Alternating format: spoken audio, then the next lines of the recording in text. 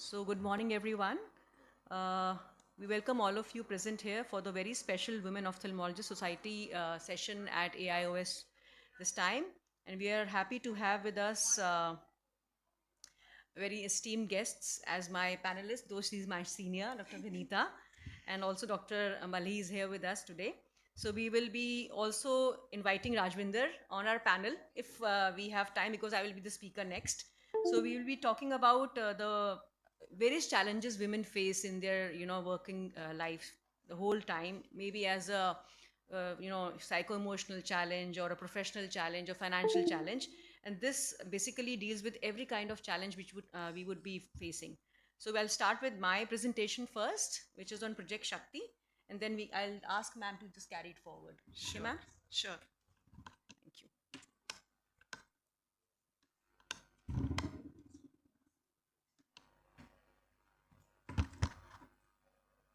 So Dr. Jimmy Mittal is heading this Project Shakti, and it's really a good concept.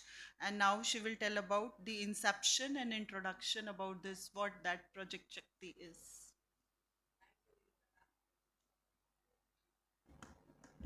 So thank you, ma'am, for the warm introduction. So good morning again. I'll be speaking on a very important ongoing project of WAS, which is Project Shakti. I shall be speaking on the inception and introduction, how did it all begin, actually. So how did it all begin? It started with me. I had an issue with an HOD of my department with whom I supposedly had a very cordial, warm, and respectful rapport. At least I had thought so.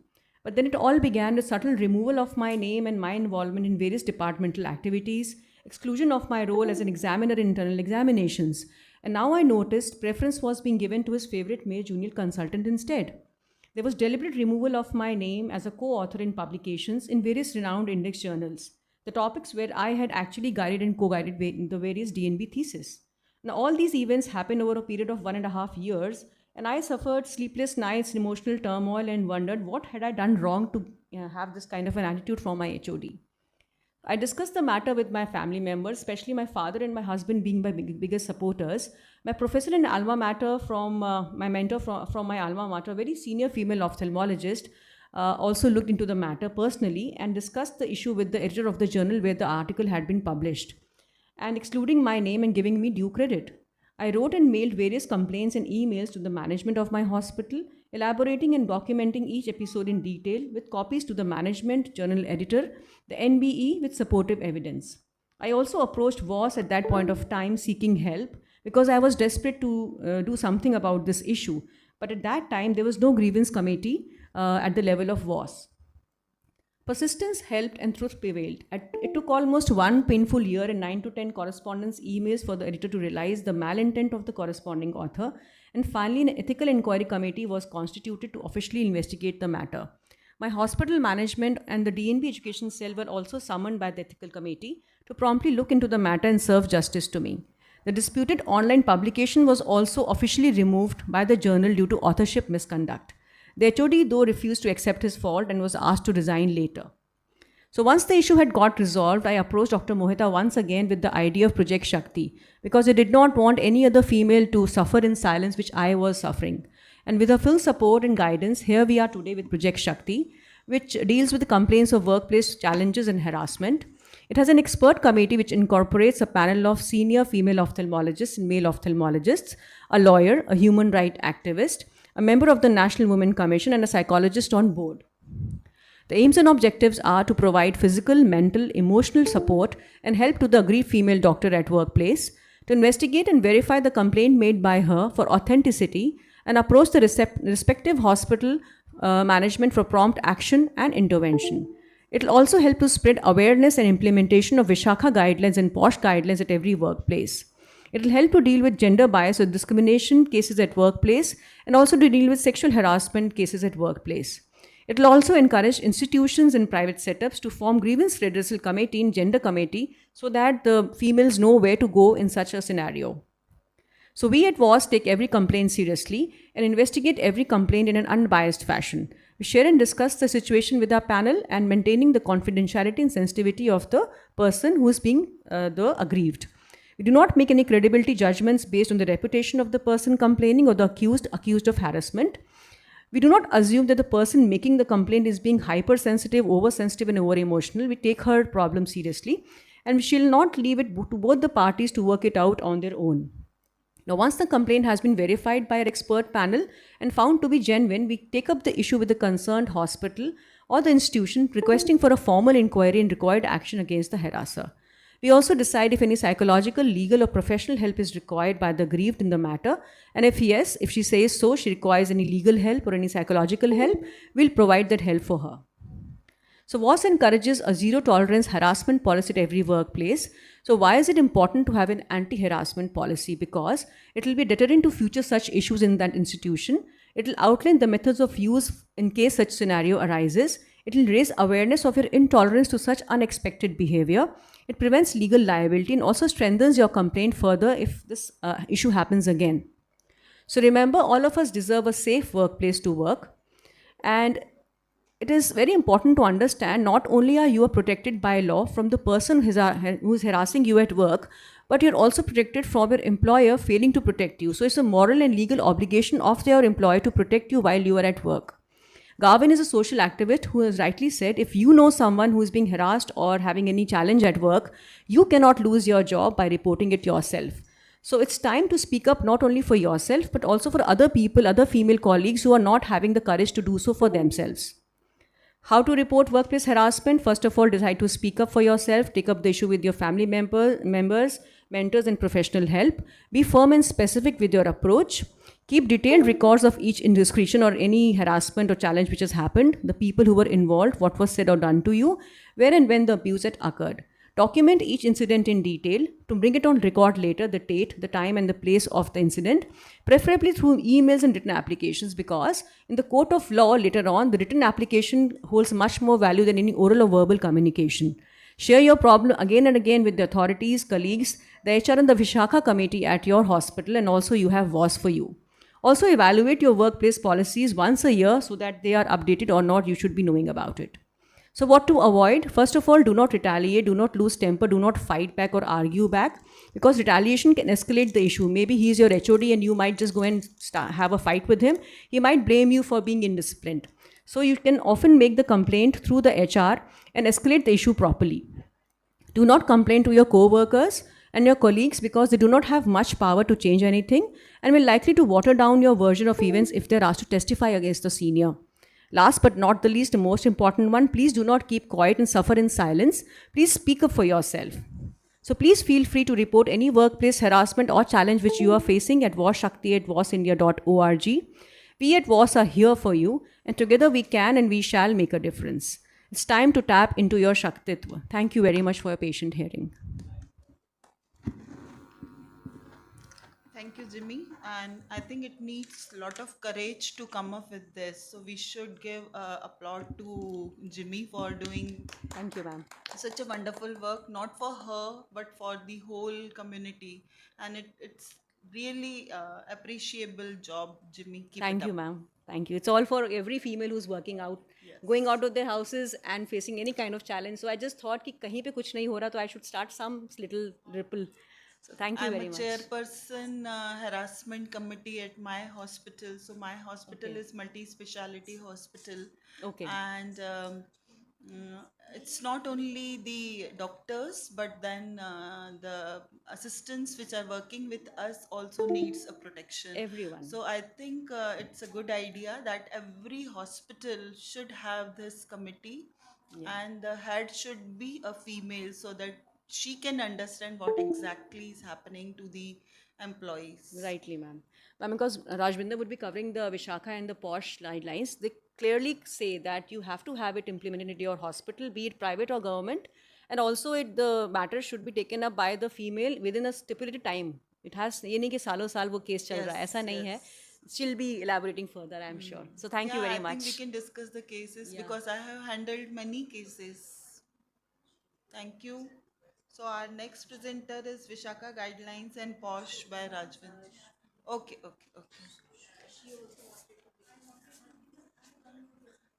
My taxi is So who is coming first? You have presentation. Okay, you can just go and come back if you wish. I'll try to finish it up early. So after her you can. Good morning, everyone. I heartfully thank Dr. Mohita and VOS for giving me an opportunity to speak. Financial management issues for women professionals. Women in workforce, the content which I'm going to discuss. Financial management ensures stability, independence, and security for women professionals. Helps balance career, family responsibilities, and long-term goals.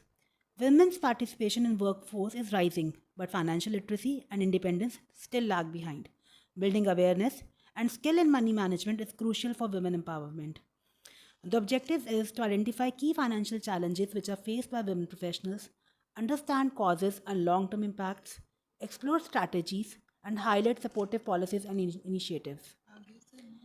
Women's workforce participation is increasing globally. In India, 23% is the overall high participation, still higher in urban areas.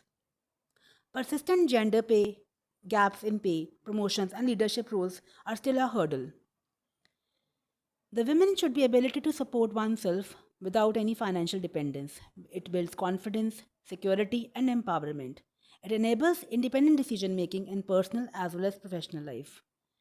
Major financial issues that we women face in everyday life is a financial management is a process of planning, organizing, directing, and controlling the financial activities. We have to involve budget, the expense control, saving and investing, risk and debt management, retirement, and tax planning. Gender pay gap is one of the most persistent challenges faced by us. On average, we earn 20 to 30% less than the men in the similar role. Income disparity reduces lifetime savings and investment potentials. It also limits financial growth opportunities. So, over the period of time, the gender gap, the pay gap compounds and weaker retirement funds. Also, we often have career breaks, which leads to missed promotions, appraisals, and salary hikes. And secondly, during the break, the income stops if you're in the private sector, and so do the contributions to retirement savings. EPF or pension schemes over the period of time results in reduced financial security. Thirdly, extended breaks create skill gaps, making re-employment harder. Lastly of all, it affects long-term career progression and financial independence. So, as a woman, we all know that we are multitasker, handling so many things. We have child to see, we have family to see, we have work to see, we have staff to see. In everything, we think we all are in us as a superwoman. We have to still pay a substantial amount of our savings to our child care offering. We also need managing work and home, which requires domestic help, which means extra expenses and stress from multiple roles of higher health costs. So these hidden costs reduce the ability to save or invest. Even if the woman earns well, her net financial position may lag behind that of a male peer, affecting her long-term independence. So, also lack of financial literacy that money matters traditionally are handled by the men. We have many missed opportunities, investments, and tax saving instruments. We have lack of financial literacy, which lowers the confidence in managing the money. Many women tend to be more risk adverse in their investment choices. They prefer for safe gold options like savings, gold, and FDs, which obviously yield low returns. And we have got missed opportunities due to the lack of awareness in equities and mutual funds. Conservative strategies limits long-term wealth and growth, rooted in low financial literacy and cultural factors. Retirement planning is a critical area where many women feel significant challenges. Women live 5 to 7 years longer, so they need more retirement savings. Lower salaries and career break reduce lifetime wealth. Pension, insurance, retirement plans, they are often underutilized, leads to higher risk of financial insecurity. Also, women often handle multiple debts of credit cards, EMIs, loans. Lack of budgeting leads to financial stress. High debt reduces saving and delays wealth creation. Strong financial discipline is the key. Many women hesitate to negotiate salaries, benefits, and we often work at lower pay than our male counterparts. Informal sector jobs often lack PF, ESI, and maternity. Benefited limited works, it weakens financial security and income and wealth gap widens compared to men. Also, men often dominate household financial decisions. Women face restrictions on investments and borrowing. Social norms discourage financial risk taking, limits women's autonomy, wealth, growth, and independence. These are the cultural and social barriers which you often see. if we see the behavior of the men versus women, men invest in higher growth, higher risk, and women we prefer safer options. We have got a conservative approach which we need to change. So, technology plays a transformative role in empowering women to take charge of their financial lives. Budgeting apps, they track and control of the expense daily. Online banking, anytime, anywhere, secure access. Investment apps like easy entry to SIPs, stocks, it boosts confidence, independence, and inclusion in the money management. Overall, technology is a powerful enabler for achieving financial literacy and so we have to build this financial literacy, which is essential to empower women to make informed decision about their money. Workshops should be conducted which tells about the basic of budgeting, saving and investing. Online courses are there which we should have more access, which are flexible learning on tax, investment and retirement. Also, we should have support groups which can be associated with WOS so that it gives a safe space for sharing and guidance. It all builds our confidence and long-term financial independence. Budgeting strategies need a very smart budgeting strategies, which in we believe in 50, 30, and 20 rule. 50% of needs and of our salaries should go in rent, groceries, utilities, and bills. 30% are our desires, dining, hobbies, entertainments. But we should try to save at least 20% in our savings and investments, which builds wealth and security. We should have a habit of tracking our monthly expenses to identify the cutbacks. We should have at least an emergency fund for some emergency, which leads to better life control and financial independence.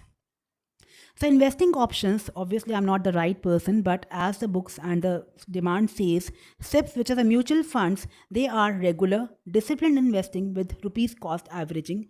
Equity and bonds are also the source of long term growth and balanced risks. Safety and inflation are met by the gold and real estates, which hedge diversification, which is key to reducing risk and ensuring steady returns. Retirement planning options are EPF, NPS, PPF, term insurance, and annuity plans, which encourage women to utilize these tools, which can bridge their retirement planning and build a secure future. Also, tax saving options under section of 80C, we should know that which tax liability is there, so that smart use reduces tax liability, boosts net savings, and promote financial. Insurance awareness is a key factor of the financial plan, offering protection against unexpected risks like the health insurance, life insurance, and critical illness insurance, which ensures that health and financial security of women and families is there. Overcoming career breaks can be there by reskilling by online courses, and also it helps rebuild careers and financial independence. Role of employers, that we have to ask for the equal pay policies for everybody, which and there should be mentor and leadership programs which can lead to supportive cultural benefits for women and organization alike. So, government and NGO initiatives, they aim to empower women financially. There are many initiatives like Stand Up India, Mudra loans, SDHC help groups, which reduces barrier and boosts economic participation of the women. So there's a constant cost of skill upgradation, especially in ophthalmology, phaco and LASIK procedures, which often involve 30,000 to 1,50,000 per course, excluding the travel and the stay. Mandatory for career competitiveness and is an issue for women professionals. So career breaks recreate additional need for refresher trainings, which increase the financial load. So we have to balance income versus expenditure balance. We have to maintain that we are financially independent, so that in the long term we get a better financial stability and a more option to explore ourselves and keep our confidence high in the society. So we have to go for budgeted family planning and budgeting. Work life integration and network should be there. Online CME courses should be promoted so that we learn a little more regarding the money.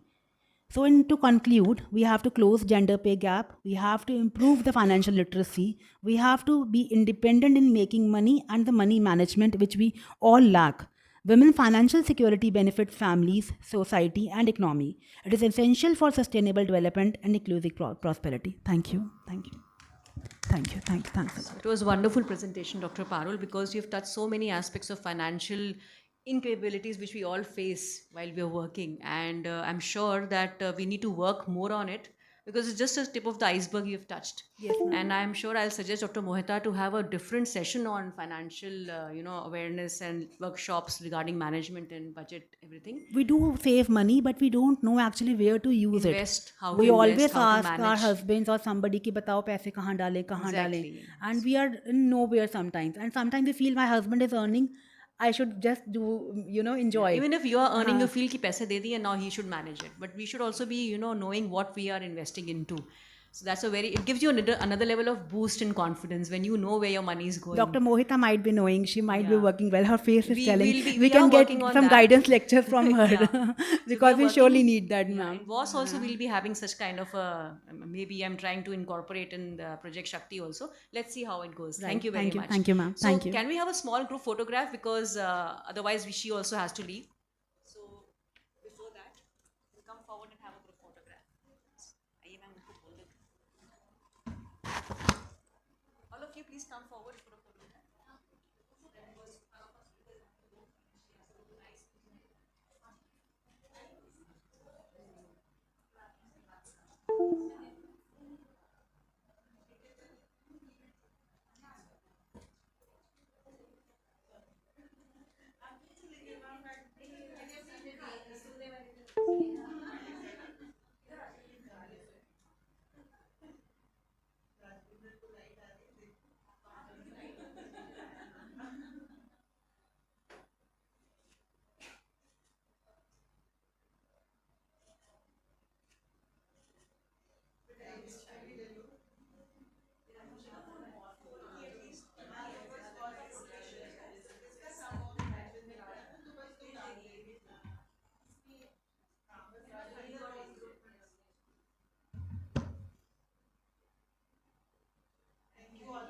Thank you very much.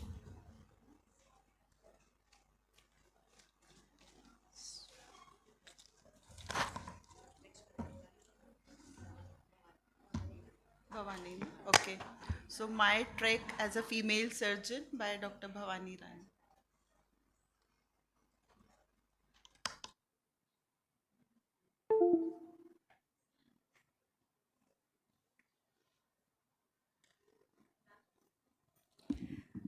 So good morning everyone and thank you WOS and AIOS. So ये आप कर रहे हैं? I will not have the control.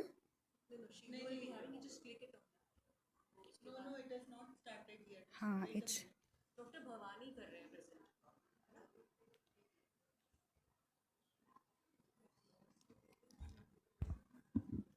so I'll be talking about my experiences as a female surgeon. I'll start with a very cliched statement that women have proved themselves in every profession. To this, I will add one more cliched statement that there is still a gender bias in all walks of life and medical field is not an exception. Even the All India Ophthalmological Society has seen only 2 female presidents since its inception in 1930, and ophthalmology is a branch that is dominated by females. Almost all women who even take surgical branches eventually settle for academic or research-based profiles. There are doubts on their competence.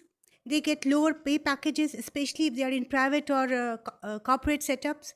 They have very less presence in chairs in conferences and inaugurations, and they find it difficult to deal with the industry. So coming back to my story, ophthalmology is a refined work, and traditionally we believe that anything that is refined is a women's calling. Why? Because we have been doing embroidery since ages. But then the buck stops here. The subordinate staff is not very keen in taking orders. Junior male colleagues will try to surpass and bypass you. You are grouped with the nursing staff and addressed as sister. It is difficult to obtain a patient's trust. Many years back, when I was a very young surgeon, I operated on a mother of an IS lady. And the next day when I saw the patient, she said, "Doctor Saab, aap ladki the na, to hum thoda sa ghabra rahe the." That was a female from a very educated background. 2-3 weeks back, in my own institution, there was a female doctor from some other specialty. She showed her father to one of my junior colleagues. The father had branch vein occlusion and she was prescribed anti-VEGF for it. Then this lady doctor did not come back to us. After a few days, I came to know that this lady was taking treatment from a male colleague of my department only. The diagnosis was same, the treatment protocol was same, the department was same, institute was same. Why she shifted from a female consultant to a female consultant? The only thing is maybe because of the patriarchal mindset. So it is prevalent in all sections of the society. The higher ups are either condescending and at times downright biased. Some time back, I was part of an organizing team in my previous institute, and the boss was distributing the work. We are supposed to hold a conference. So he said, you can take care of food and beverages. वैसे भी खाने के बारे में तो आप लोग हमसे better जानते हैं. So even in a professional setup, he wanted me to be associated with the traditional thing. So I was not very happy about it. Any kind of professional growth requires technical training. It requires role models, mentorship, and support groups. So you need more representation, more women leaders who welcome females. Now, what does that mean is, for example, I am the head of my department and I get the postgraduates. I'll have a tendency to take the male postgraduate for myself, give the female to my junior colleague. Many times. Why? Because I'll think he'll work at odd hours, he'll not come with unnecessary demands of chutti and all that. So I need to change my own mindset, then only the society can change. Now coming to the other side of the story, we want to appear perfect, sweet, gentle, and many times these qualities are taken to be signs of lacking leadership qualities. You cannot demand equality if we are not ready to share equal burden. So telling your male colleague to share your part of the burden because you have some social obligation, it puts you not in a very good professional light. Then you need to empower our own. I had a male this theatre in charge, and he was a tall, loud fellow, very good with his work. Then I got a female theatre in charge also. So initially they started having some sort of a discord. The female came to me and said, Madam, मेरे को जो भी आप काम देते हैं वो साहब मना कर देते हैं. She used to call him Sahab. I said, stop calling him Sahab. He's at the same level. And I said, you tell this male in charge that whatever task you're doing, it is because I have told you. So then that male theatre in charge came to me and said, Madam, देखिए ना जो नई लड़की आई है वो मेरे साथ coordinate नहीं करिए. I said, पहले तो she is not a ladki. She is at your own at the same level as you are. Secondly, I have divided your these things jobs so that you don't clash with each other. He was taken aback, but then he had no other choice. So you need to support your own, give them the space to grow. Then only you can empower all the women. So what I learned: be gently firm. Do not let emotions take control. So don't lose your temper, because that shows you in a slightly insecure light. Don't take a handkerchief and go to your own senior crying. They may give you the sympathy, but it puts you in a bad light. If the bully is a senior, you will have to give the appropriate amount of regard. But then don't indulge in small talk. You wish him and you step back. Many times I have seen females, Sir, आज हमने घर में हलवा बनाया, हम आपके लिए भी लाए हैं, आप भी इसको taste करिए. Has ever any male come to you and told, I have cooked halwa and I want you to taste it? They don't do this way. It looks feminine, it looks very endearing, but this puts you back in a bad professional light. Do not use gender derogatory language. So sometimes if a female colleague or a senior is having an emotional outburst, even in jest, don't say she must be having premenstrual stress. This is bad. In case of any mishap, do not go berserk. You have a complication in OT, don't just run out of the OT, catch hold of anyone you find, say, I did this complication, this thing happened. When have you seen a male colleague rushing through an OT and telling you, I did this complication? Complications are to be discussed, analyzed for upliftment, not to be used for self-blame. Do not let go of opportunities. I was made the chairperson of the financial and the procurement committee of my institute, and I had no ABC idea about it. So I was told, give up this thing. I didn't do it. I asked a few male colleagues, so they bombarded me with very fancy words, gem procurement, reverse auction, OEMs, and I had no idea about it. So I was intimidated, but then that is not what Bhavani is. So I purchased the financial rule books, went through it, sought consultation from people I trusted. And within 1 to 1.5 months of this committee, we did a very good job with this committee. So much so that they kept on giving me extension after extension till finally I told them, I'll take 1 more minute. Okay. So I told them, don't keep me in finances forever because it has its own repercussions. Encourage diversity. There is a crèche committee in my institute for to take care of the children of the staff and the faculty, and it only has female members. I asked the chairperson, why don't you involve males also in it? She said, males को क्या करना, उनको क्या पता बच्चे कैसे बड़े करने हैं या क्या करना है. I said, if you don't involve in them, how will they realize what is their responsibility? Bringing up the child is an equal burden for both the parents, so kindly involve them also. Well, this photograph is an old photograph, but my mother loves this photograph because it shows me sitting with 4 males, the only lady, and technically all these males have been my teachers. But for me, this photograph will have no significance unless next time when I have the same group, I am not sitting with other ladies sitting with me. So stretch your hands and help others to cross the glass ceiling. Wholesome growth needs a wholesome team. So you need a team that has participation from both the genders and at all the levels of hierarchy. Not that one gender is occupying the managerial post, another gender is doing all the workforce. Thank you very much. So thank you, Dr. Bhavani. It was really wonderful. Thank you. Wonderful presentation. And yes, we do need to break the glass ceiling, as you said. We need to change our own mindset. Yeah, exactly. So that is why we have this session here at AIOS today, so that we can share our thoughts.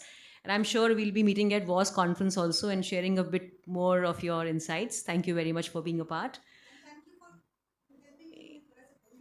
Yeah, no, it's okay.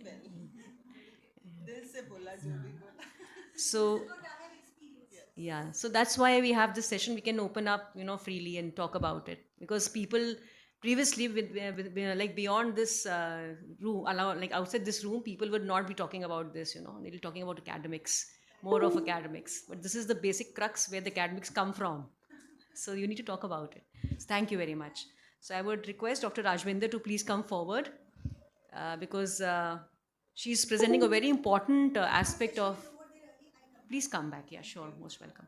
So she'll be presenting a very important aspect of women workplace challenges, which is Vishakha guidelines and POSH guidelines, which majority of our institutions do not have, or if they have, the females or the males do not know about it. So thank you, Dr. Rajvinder. Please go ahead. Thank you, Women Ophthalmological Society, Dr. Mohita, Dr. Jimmy, Dr. Vanita, and Dr. Malli for the opportunity. And the topic is the prevention of sexual harassment of women at workplace and Vishakha guidelines. So how common is the sexual harassment at workplace? So 52% women experience it, but 25% touched without any invitation, and 20% experience the sexual advances. So why don't women report? 1 out of 5 do report it, and 80% think the outcome is poor, and 16% said that the situation worsened after they reported. So POSH is for stand up and speak out. So the Vishakha guidelines. What are Vishakha guidelines? Issued by Supreme Court of India in 1997. In Vishakha, that is, there was a case west the state of Rajasthan following the Banwari Devi case, laid down guidelines for the prevention of sexual harassment at workplace before the POSH Act existed. So the background is, the guidelines were formulated in response to the Banwari Devi case, where a woman social worker was gang raped for trying to stop a child marriage. At the time, there was no specific law in India to address the sexual harassment at work. So the Vishakha guidelines were a set of procedural guidelines established by the Supreme Court of India in 1997 to address sexual harassment of women at the workplace. They were named after the NGO Vishakha, which filed the public interest litigation leading to the judgment. Banwari Devi case. In 1992, the Banwari Devi case, a Dalit social worker in Rajasthan was gang raped by the upper caste men for attempting to prevent a child marriage as part of her government duties. Despite filing a complaint, the legal system failed her. The accused were acquitted due to the caste and the gender biases. The case drew national and international attention, highlighting the systemic failure to protect women, especially for the marginalized communities. Outraged women's groups filled the PIL, leading to the Supreme Court's landmark in 1997 judgment establishing the Vishakha Guidelines. These foundations laid to the foundation of the legal protection against the sexual harassment of women at Indian places. Key points from the Vishakha Guidelines. Definition of sexual harassment. Unwelcome physical contact and advances. Demand or request for sexual favors. Then sexually colored remarks. Showing pornography. Any other unwelcome physical, verbal or non-verbal conduct of sexual nature. Preventive steps. Employers must take proactive steps to prevent the sexual harassment. Clear policies should be communicated. Appropriate work conditions must be provided for women. Complaints mechanism. Establish a complaints committee in every workplace. The committee must be headed by a woman. At least half of the members must be women. It should include an external NGO and an individual familiar with the sexual harassment issues. So there should be a disciplinary actions. Employers must take disciplinary action against the offender if complaints are found valid. Awareness. The organization must spread awareness about the sexual harassment and rights of women. Confidentiality. Proceedings should be confidential to protect the dignity of the complainant. The Vishakha Guidelines were treated as law under Article 141 of the Constitution until the Sexual Harassment of Women at Workplace, that is Prevention, Prohibition and Redressal Act 2000 in 2013 was enacted. Significance marked the first formal recognition of the sexual harassment as a violation of women's fundamental rights under the Articles 14, 15 and 21. A landmark step in women's rights and workplace safety in India. So after that, the POSH Act came into 2013, ensuring the safe workplaces. That is, POSH stands for Prevention of Sexual Harassment at Workplace, enacted on 13 December 2013.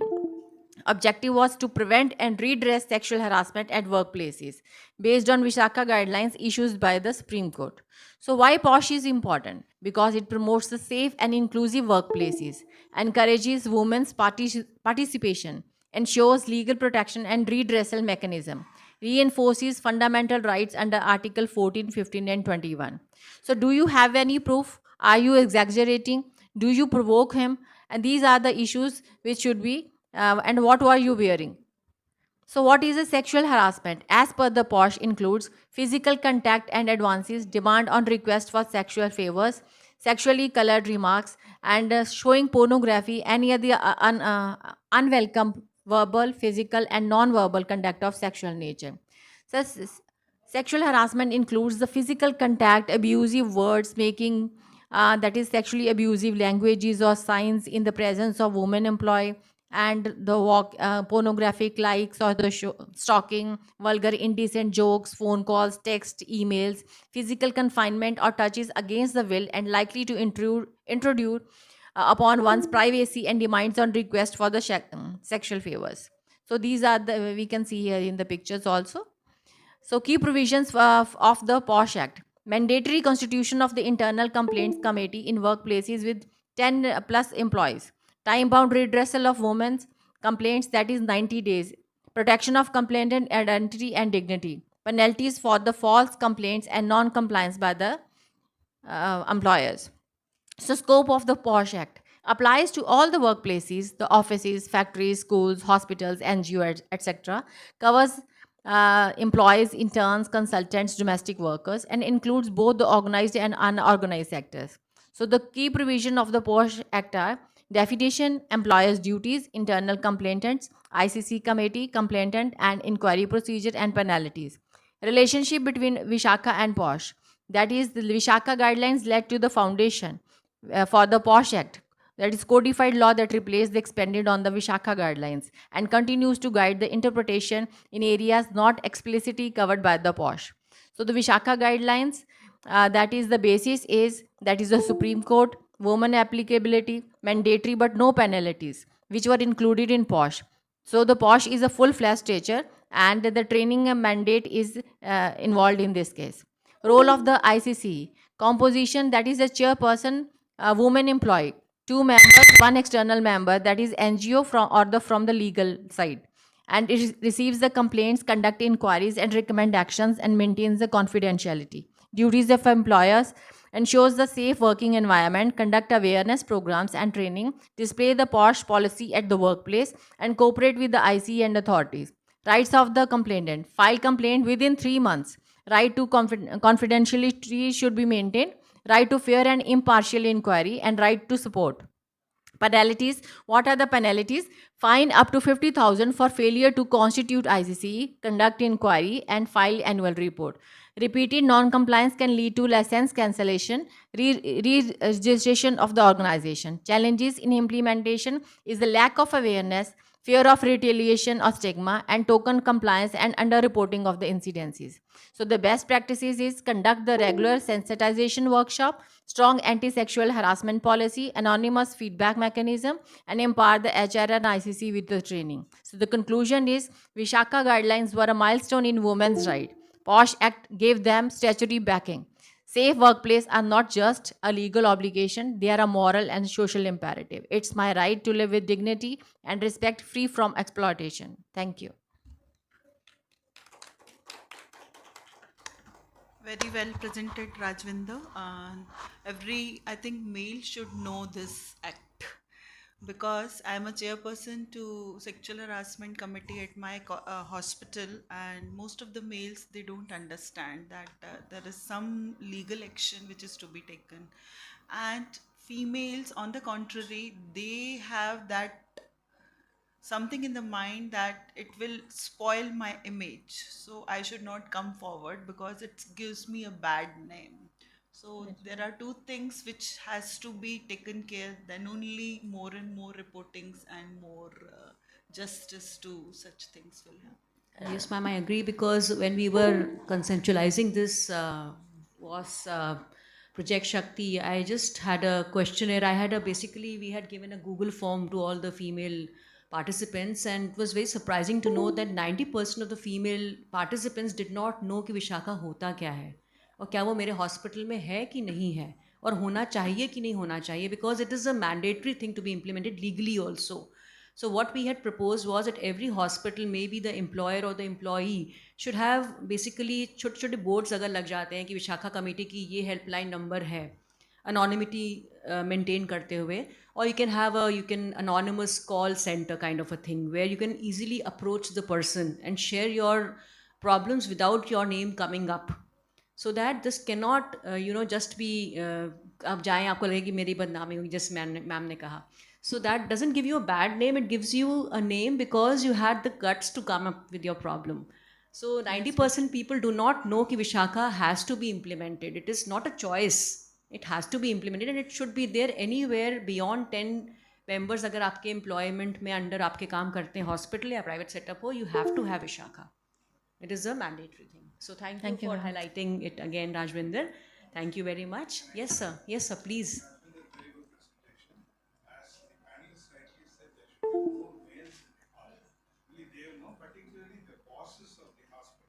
Yes, sir. Should be there.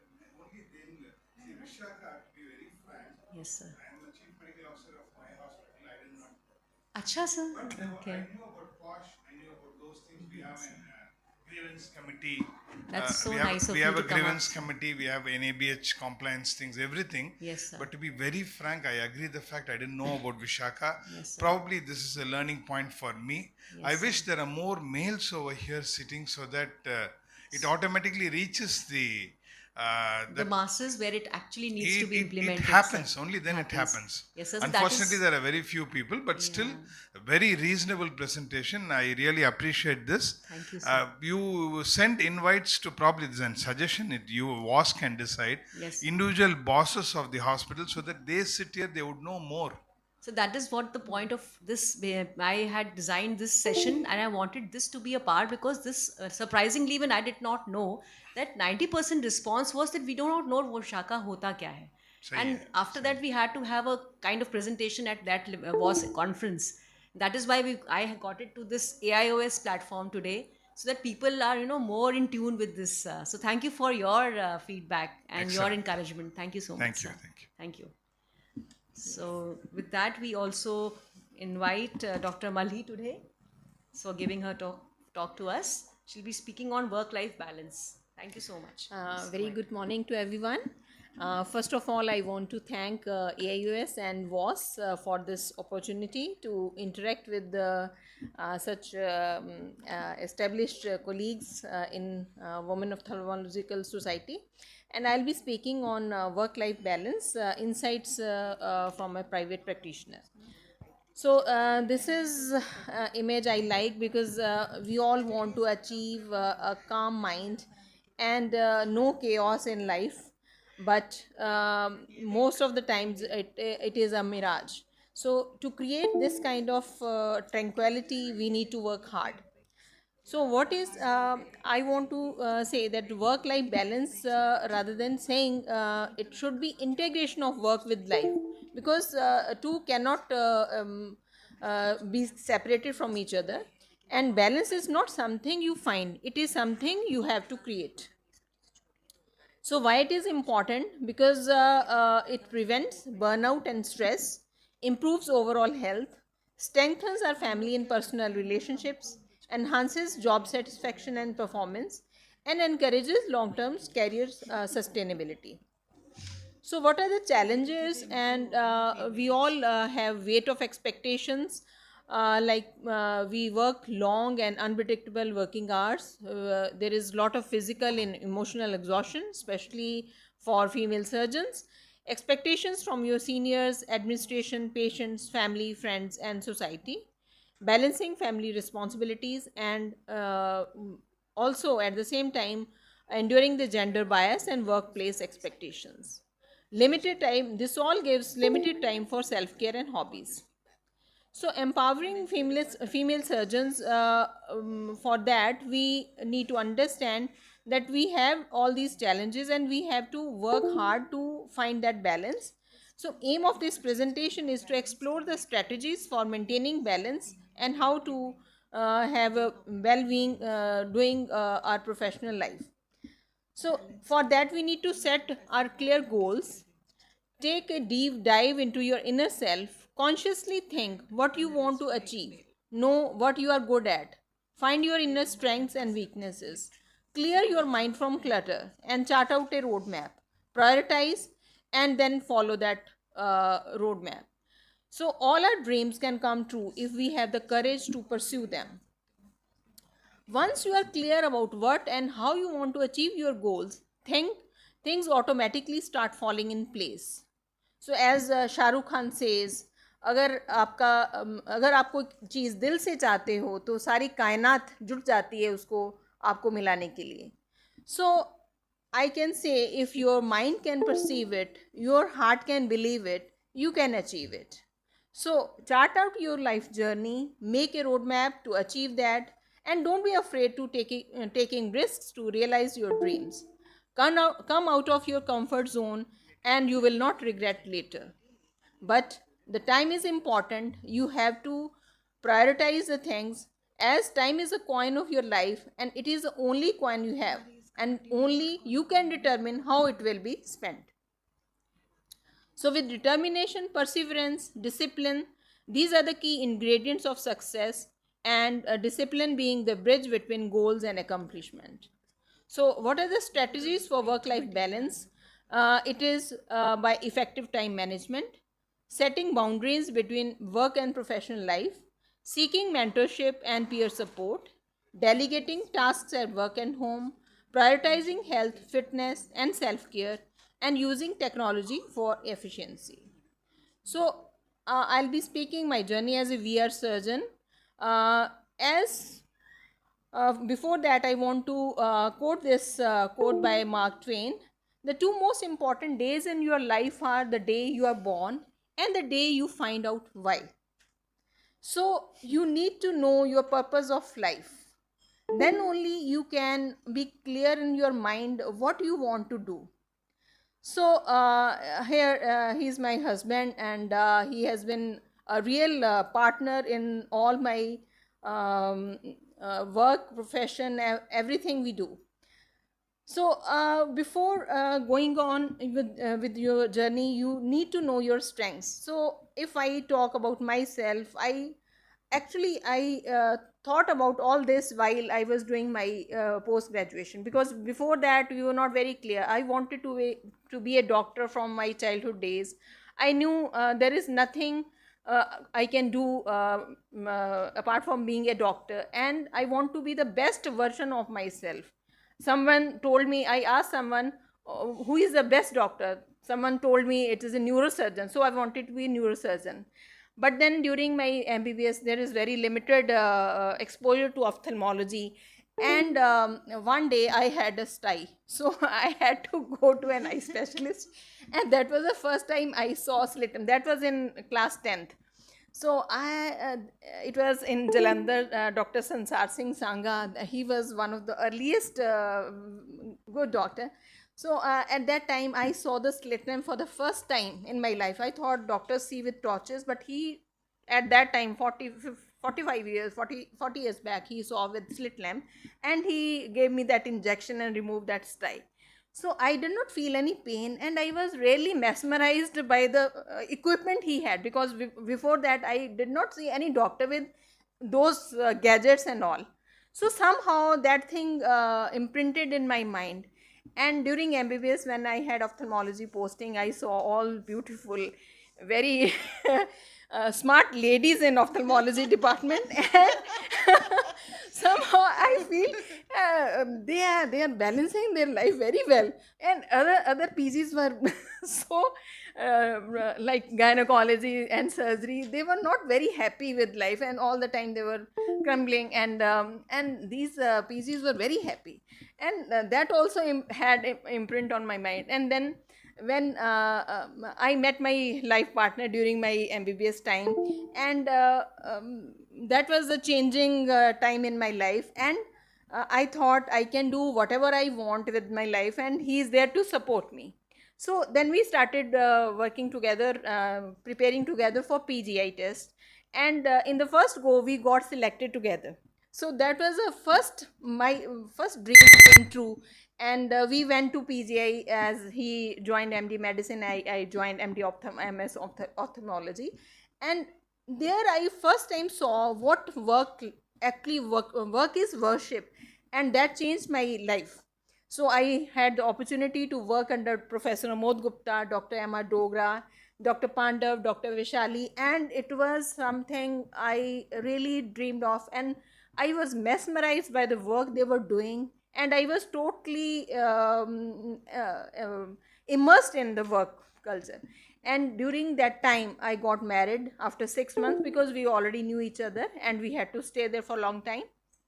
Although there was very little time we used to have together, but it was very enriching experience, I would say.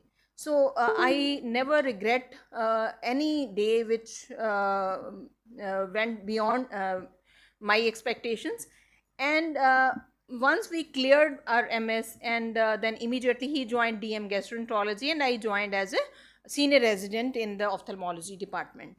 So that time I realized that during my MS I had thesis on cornea. So I was the first person to create tissue glue. I prepared fibrin glue with my own in my own blood bank department, and half of the time of my PG went into blood transfusion department because of that.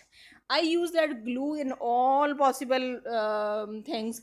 Every doctor use that. Neurosurgeon use it in brain tissues, even gastro department, even we use it in macular holes that time. But that tissue glue was not that effective as it was the Tiscale glue which was available in the foreign countries. So we use it in cornea to plug perforation. We use in strabismus surgeries to oppose conjunctiva, everywhere in squint as well as interregium.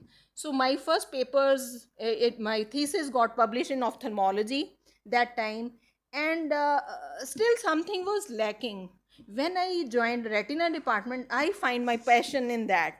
So just imagine, whole of my residency went into anterior segment, and then very little time in the retina department. And then once I joined senior residency, I find that I cannot work in anterior segment, rather I want to work in retina department. So I went to Dr. Amod Gupta.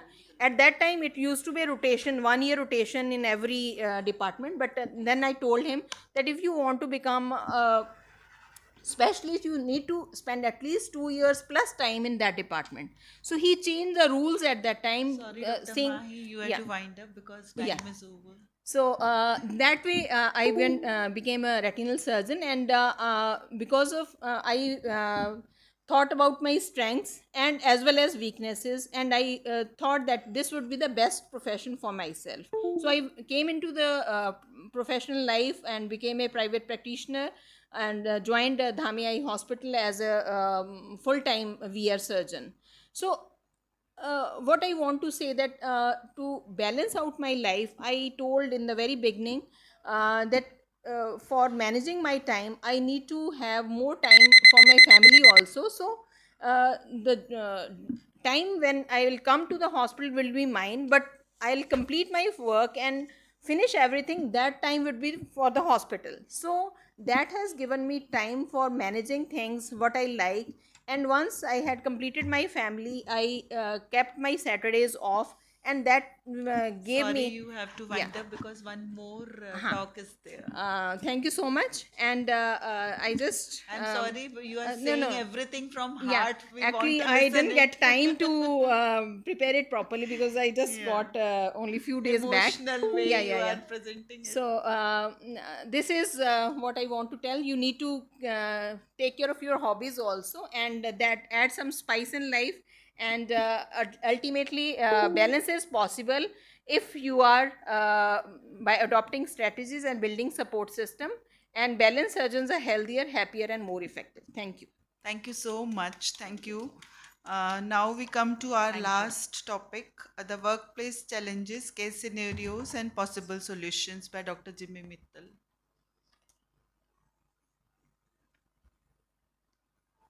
So thank you very much. Thank you very much, Dr. Benita.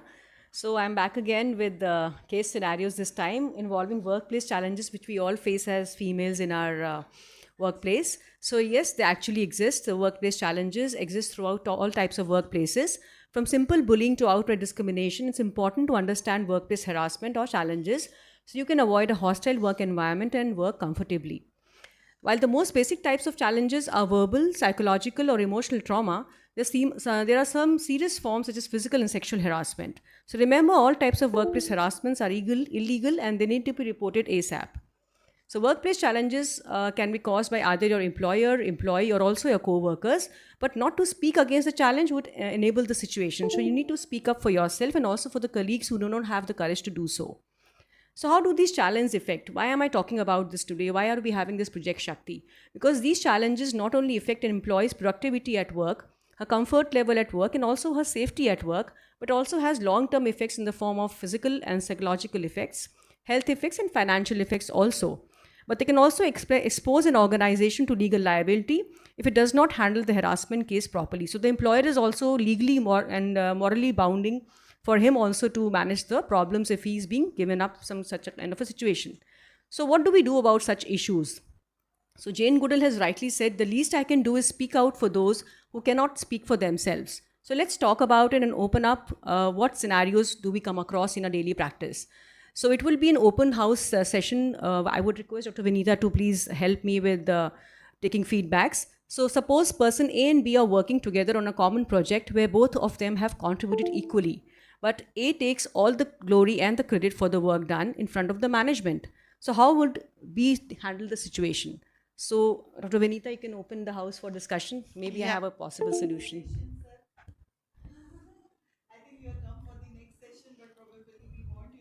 So they're just 5-6 cases, kind of a fun, and I just wanted the feedback. Do we have a mic for the audience? Anybody like You can speak. I think we are all audible. Yeah. I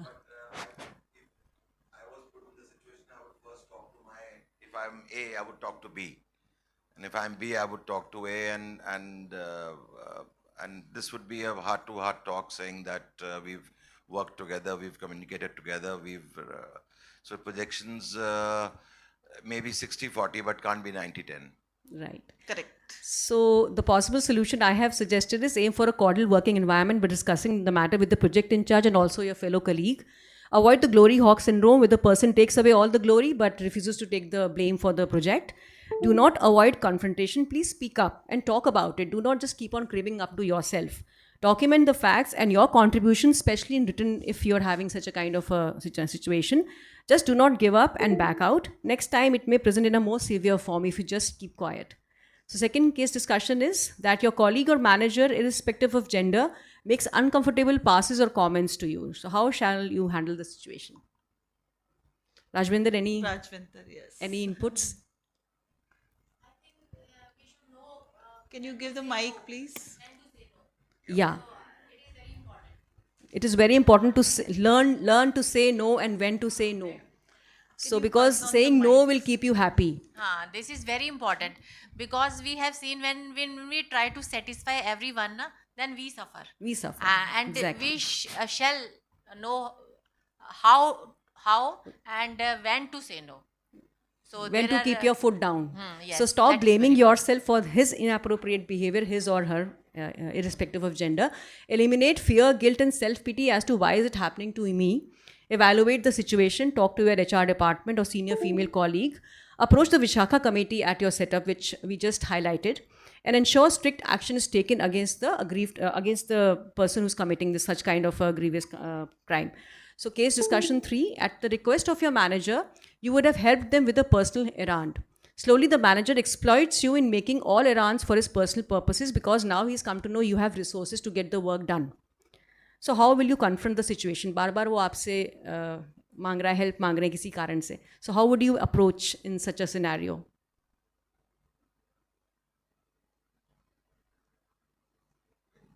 I think It's difficult. we should say no, and whatever if he tries to exploit you, then you tell him he can do whatever he wants to do, but don't put your foot down. Yeah, you anybody can't take you for granted. Yeah, you so can't be taken again, for granted. the possible solution I have quoted is learn to say no without explaining yourself. You have no obligation to get exploited at whatever cost possible. Tell the higher authorities and get the matter sorted officially. Please bring all these matters on record so that it doesn't happen to someone else again in the same institution. Okay? So case discussion 4. A weak team leader, unable to handle the pressure, eventually verbally abuses you and unduly pressurizes his team members into completing the task and then takes away all the glory. So how will you handle the leader? Ma'am, any points or opinion on that? I think one of the most common factor to deal with such kind of a situation is keep yourself cool. So if you are cool, probably you can answer in a proper manner, and you can tell your boss or who's over maybe a leader that it is not justified. If you also do the same thing, probably it leads to a fight. So again, gather courage and speak up for yourself. Take other suffering team members in confidence and approach the higher authorities. Report and request for a team change where you are valued. Remember, you are not a tree. If you don't like where you are, please move on. You're not a tree. You need to move yourself from that place where you're not being valued. So 5, a situation where a wedge is created amongst the colleagues due to the team leader showing workplace favoritism, eventually discouraging your capabilities, causing mental pressure and a toxic work environment.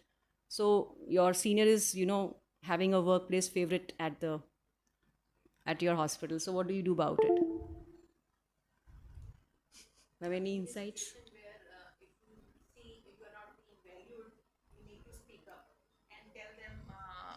The consequences, and you have to be I think again speaking for yourself. Speak Okay, up. so assess the situation, talk to a Stand up. mentor who is an outsider, take a bird's eye view about it, and again document incidents in showing the favoritism and approach the higher authorities. So case discussion 6, you are hired at a hospital for the post of a senior consultant and you have 12 years of experience. But after 2 months of joining, you realize that the pay structure offered to you is less. The terms and conditions in your offer letter are totally different from that of your male colleague with the same profile, which is very bothersome. Now, how do you go about it? I think we can talk to to the authority, that gender discrimination should be not here, as the experience is more, I think, in this case. Experience is equal. Experience is equal. Yeah. So gender discrimination should not be encouraged, actually. Yeah, so have the Talk to courage the to discuss the authorities. matter with the employer and HR. Ask to implement transparent salary policies to ensure fair compensation. Find out the salary structure of your counterparts before joining. Do some research before joining. Make it clear how hiring you will add value to their institution. Show your value to the institution and read the terms and conditions, especially in between the lines before accepting the offer. So last scenario, on disclosing about your pregnancy or planning a family with your HOD or the management, you are deemed casual or irresponsible in a questionable, uncomfortable way. You experience social isolation, stereotype behavior with intrusive comments, less responsibilities now being given to you, lack of career growth opportunities, and even pay reduction is proposed for you. So how do you go about the situation? You're planning a family and you just tell your colleagues and your HOD about it. Dr. Mahipal Sachdev is there and must be having lot of females at I'm his happy that setup. sir is here and I would like to listen from him. Sir, please, Because is it's a there war any session. policy for females? So it's a war session, but sir, we would be we will be happy to have your comments on this kind of a scenario. No, I just joined in, but the last question I just want to answer that it's not just the experience or 12 years that matters. It's actually the value to the company or to the organization that you bring on the table, and that's got nothing to do with gender. I personally don't feel that it has got anything to do with gender. A person may be 20 years of experience, but may be a fossilized person and may not be contributing to the growth and overall. So regarding this particular thing, I think these are pretty standard policies that social isolation का तो कोई ऐसा मतलब नहीं है. मतलब ठीक है, there is the maternity leave and everything, which I think is 6 months now or something like that. So that is allowed by the organization. Yes, sir. So actually, we are discussing these scenarios because there are the actual complaints we receive, actual Oh no, problems. it's at times posh is from a junior level. I haven't had that problem with doctors per se, but within the organization, posh is one thing which is a double-edged sword. Yes, sir. Where it can be abused also. Yes, sir. Agree, sir. So again, the possible solution would be become aware of Maternity Benefit Act, as sir rightly said. It provides paid maternity benefits. A pregnant employee cannot be dismissed. Same position and role needs to be given once the employee joins back and proves her worth. Approach and seek insights from senior female colleagues and definitely enjoy motherhood. There's only one problem here, that majority of the doctors who wish to join an organization, normally for tax purposes, they prefer to join as a professional and not as an employee. So then that takes away this Benefit Act. maternity, because then the professional is a contract which is every year. Every year, contractual basis. Okay, sir. So stand up against workplace challenges and stand up for your mental and emotional health. So let the Shakti within you rise. If it doesn't nourish your soul, please get rid of that problem. So to deal with, again, these workplace challenges, Team WAS came up with the novel idea of Project Shakti. And please feel free to report any workplace challenge which you feel at your workplace at wasshakti@wasindia.org. So thank you for your patient hearing. Thank you very much. Thank you, Jimmy. It was an excellent presentation by everyone, and probably we have exceeded the time. Sorry for the next session. And now we close this with photograph. So we are right on time. 11:30 तक. 11:30 तक है. 11:15. अच्छा 30. आपका 11:15 होगा, हमारा 11:30. Okay. It's my mistake. It's 11:30. Yes, sir. So we are right on time. So thank you very much, all the speakers and the panelists. Ma'am, thank you for being here. And we can have a group photograph. Yeah. Can we have photograph, please?